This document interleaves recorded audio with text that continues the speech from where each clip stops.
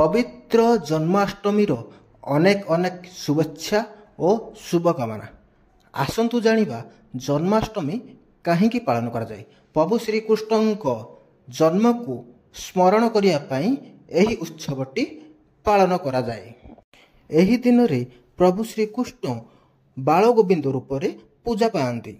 Janmashtami उपलक्षे रालाव grammar शिशु मंदिर छात्र छात्री एक नियारा ढंगरे प्रभु श्रीकृष्ण एवं राधांक भेष अवतार धारण करी निकटस्थ कुंज बिहारी मंदिर को पूजा अर्चना करने को आसीबार दृश्य आपण माने देखि पारुथिबे।